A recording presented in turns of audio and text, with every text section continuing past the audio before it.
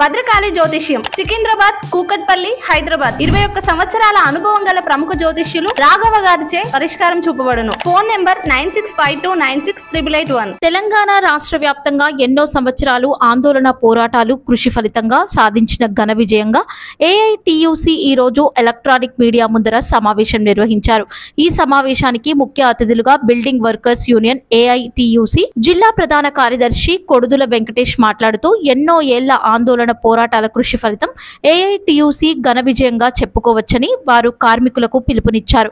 అలాగే గత ప్రభుత్వాలు క్లెయిమ్ రేట్ పెంచకపోగా కార్మికులు అనేక ఇబ్బందులకు గురి చేసిందని, సంక్షేమ బోర్డులో ఉన్న 1000 కోట్ల రూపాయలను దుబారా ఖర్చు చేసిందని వారు అన్నారు. ఈ రాష్ట్రంలో ఉన్న ఏకైక శాసనసభ్యులు కొత్తగూడెం ఎమ్మెల్యే కూనంనేని సాంబశివరావు కాంగ్రెస్ ప్రభుత్వం ఏర్పడ్డ అనంతరం సీఎం రేవంత్ రెడ్డితో మాట్లాడి యాక్సిడెంట్లు, డెత్ క్లెయిమ్ కి 10 లక్షల రూపాయలు, సహజ మరణానికి 2 లక్షల రూపాయలు ఇవ్వాలని డిమాండ్ చేసి ప్రభుత్వ దృష్టికి తీసుకుపోవడం వల్ల ఈ రోజు అది కార్మికులకు ప్రభుత్వం నుండి జీవో విడుదలై తీపి కబురు అందజేయడం జరిగిందన్నారు. ఈ కార్యక్రమంలో building construction workers union AITUC జిల్లా ఉపాధ్యక్షులు మేకల సమ్మయ్య, జిల్లా సహాయ కార్యదర్శి నారమల్ల లక్ష్మి, రాజబండ అంజిబాబు, బీర్తి రాజమౌళి, మంత్రి అజయ్, కుమ్మరి రమేష్, మాచర్ల రాజయ్య, పెద్దపల్లి రమేష్ తదితరులు పాల్గొన్నారు. నిర్మాణ రంగంలో పనిచేస్తున్నటువంటి కార్మిక వర్గానికి ఒక తీపి కబురు లభించింది. అట్లాగే ఎవరైతే లేబర్ కార్డు చేసుకోండి అని చెప్పేసి ఇతరులు, ప్రభుత్వం, ఇంకా అనేక యువతి యువకులు అందరూ కూడా వాట్సాప్లలో వైరల్ చేసి ఇట్లా ఈ సంక్షేమ బోర్డును ఎక్కువగా ఎక్స్పోజ్ చేసేటువంటి మిత్రులందరికీ ఒక సూచన ఏంటంటే, భవన నిర్మాణ కార్మికులకు గతంలో సంక్షేమ బోర్డు అనేటువంటిది యాక్సిడెంటల్ డెత్ చనిపోతే ఏదైనా కార్మికుడు పని స్థలంలో కావచ్చు, లేదంటే ఆయన పనిచేసే సంఘటన స్థలంలో కావచ్చు 6,30,000 రూపాయలు ఫుల్ క్లెయిమ్ ఆయనకు ఇవ్వబడుతుంది. అయితే ఇప్పుడు ఆ ఫుల్ క్లెయిమ్ను ఏం చేశారంటే 10 లక్షలకు పెంచాల్సినటువంటి అవసరం వచ్చింది. 10 లక్షలు ఇస్తున్నారు. అట్లాగే న్యాచురల్ డెత్కు 1,30,000 రూపాయలు ఇచ్చేది ఇప్పుడు దాన్ని 2 లక్షల రూపాయలకు పెంచినటువంటి సందర్భం ఉంది. ఈ 10 లక్షలు ప్లస్ ఈ 2 లక్షలు ఎందుకు పెంచిండ్రు, ఎట్లా పెంచిండ్రు ఏందనేటువంటిది ఒకసారి మనం వివరాల్లోకి వెళ్దాం. గత సంక్షేమ బోర్డు 1996 నుంచి వెళ్ళి ఇది యథావిధిగా కొనసాగిస్తూ ఈ చట్టం వచ్చింది. ఈ చట్టం వచ్చిన అనంతరం భవన నిర్మాణ కార్మికుల కోసం ఏఐటిసి బిల్డింగ్ వర్కర్స్ యూనియన్ అనేటువంటిది రాష్ట్ర వ్యాప్తంగా, దేశవ్యాప్తంగా ఉన్నటువంటి సందర్భం ఉంది. ఈ యూనియన్ అనేటువంటిది కార్మికుల పక్షాన నిరంతరం వాళ్ళ హక్కుల కోసం పోరాడుతూ ఎక్కడెక్కడైతే మొత్తం రాష్ట్ర వ్యాప్తంగా అన్ని జిల్లాలలో ఏఎల్ఓ ఆఫీసులు ఉండాలని చెప్పేసి ఏఎల్ఓ ఆఫీసులు, కార్యాలయాలు ఉండటం వల్ల ప్రభుత్వ అధికారులు కార్మికులకు అందుబాటులో ఉండి ఎప్పటికప్పుడు వాళ్ళ సమస్యలను పరిష్కారం చేయడం కోసం మరి ఈ బీమా అనేటువంటిది కార్మికునికి పెద్ద మొత్తంలో ఉపయోగపడాలి.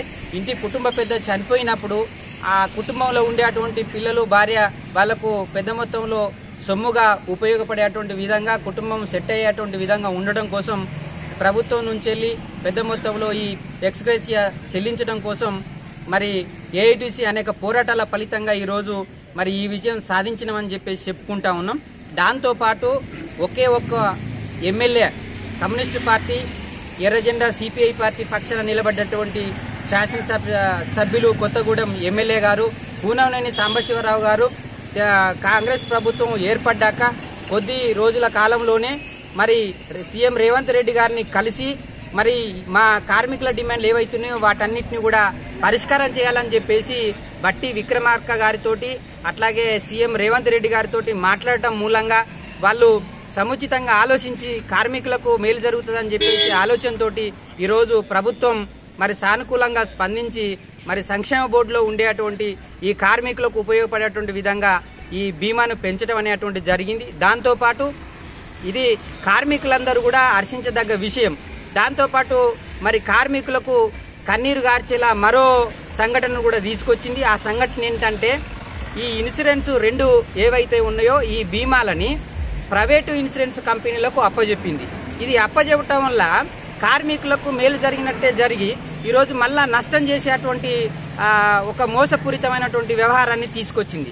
ఎందుకు ఇప్పుడు యాక్సిడెంటల్ గా ఆయన పని స్థలాలలో జరిగిపోయినప్పుడు 10 లక్షలు ఇస్తుందని చెప్పేసి కుటుంబ సభ్యులు కార్మికులు జబ్బలు చేసుకునేటువంటి పరిస్థితి ఉంది, సంబరపడేటువంటి పరిస్థితి ఉంది. కానీ ఆ ప్రైవేటు కంపెనీలో ఇన్సూరెన్స్ కంపెనీలో పనిచేసేటువంటి దానికి ఇచ్చిండ్రు కాబట్టి అక్కడ ఉండేటువంటి ఆ ప్రైవేటు కంపెనీలో పనిచేసేటువంటి వర్కర్స్ ఎవరైతుంటారో, ఉద్యోగస్తులు ఎవరైతుంటారో మరి వాళ్ళు ఎస్ అంటే ఎస్, నో అంటే నో. కాబట్టి ఆ ఫైలు ఆయనకు మేలు జరుగుతుందా, ఫైల్ పోతే యాక్సిడెంటల్ డెత్ క్లెయిమ్ పోతే మేలు జరుగుతుందా, కీడు జరుగుతుందా, అందులో ఉండేటువంటి లోపాలను చెప్పమంటే ఎవరు చెప్పేటువంటి పరిస్థితి లేదు. కాబట్టి ఈ ప్రైవేటీకరణ అనేటువంటిది నిలుపుదల చేయాలని చెప్పేసి building workers union AITC Bhupalpally Jayashankar జిల్లా ఈ రోజు తీవ్రంగా ఖండిస్తా ఉన్నాం. ప్రభుత్వం దీన్ని తక్షణం వెనక్కి తీసుకోవాలని చెప్పేసి కూడా కోరుతా ఉన్నాం.